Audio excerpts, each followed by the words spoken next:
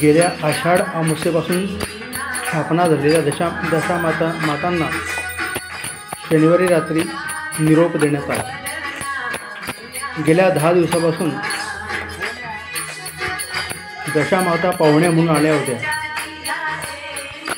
गेल्या शनिवारी दशामाता व्रतोत्सवाची सांगता करण्यात आली। रविवारी पहाटेपूर्वी दशामातेचे विसर्जन करण्यात आले। हे विसर्जन 10 दिवसानंतर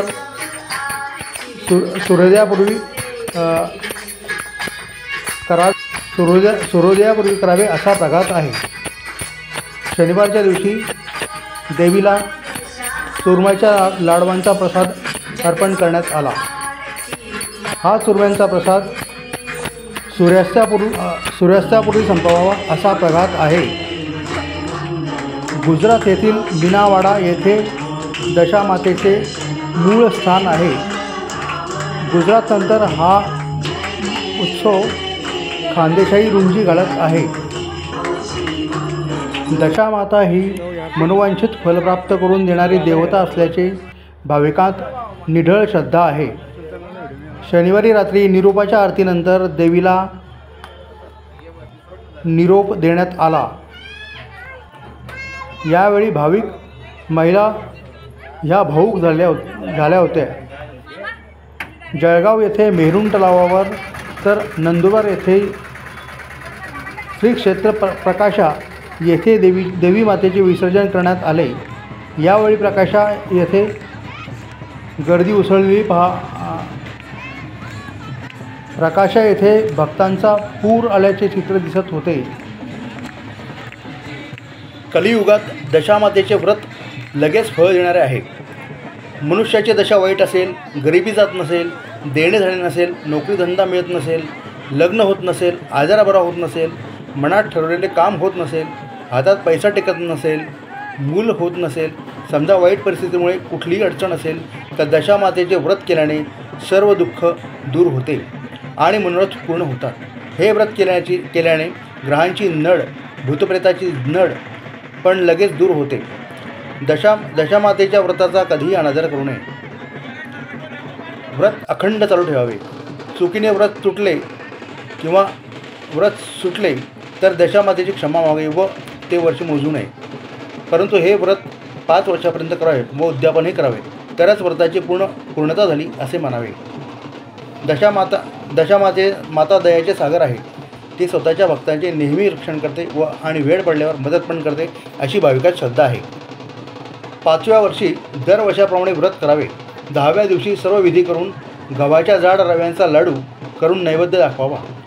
कुमारिकांनी व्रत केल्यास 5 कुमारिकांना जेवायला घालून स्त्रियांच्या शृंगांच्या वस्तू भेट द्याव्यात। सुवासिनी व्रत केल्यास सुवासिनींना जेवायला घालून शृंगाराच्या वस्तू भेट द्याव्यात।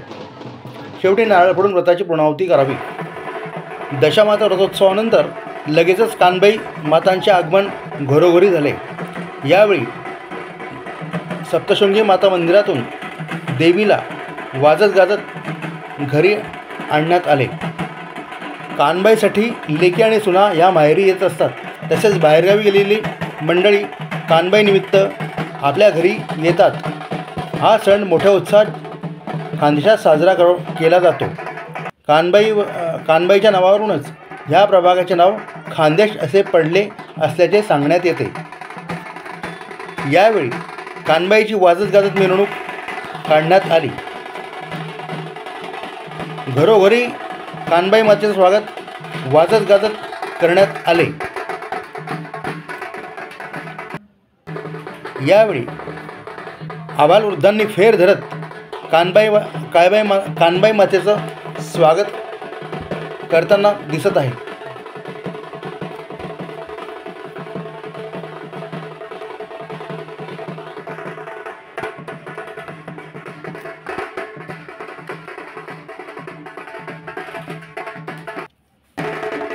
यावेळी भाविकांकडून लिंब लावून ओवाळून देवी मातेचे स्वागत करण्यात आले।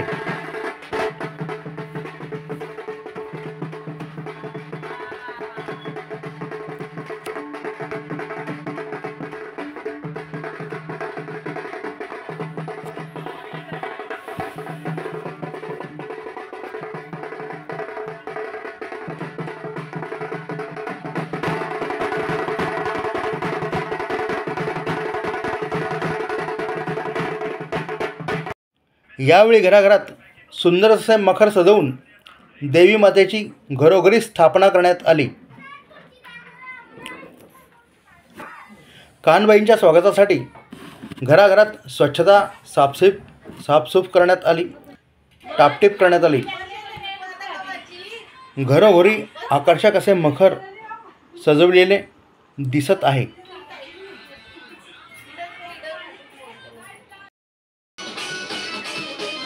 यावेळी रात्री महिला भाविकांकडून जागरण करण्यात आले. यावेळी घरोघरी महिलांनी जमून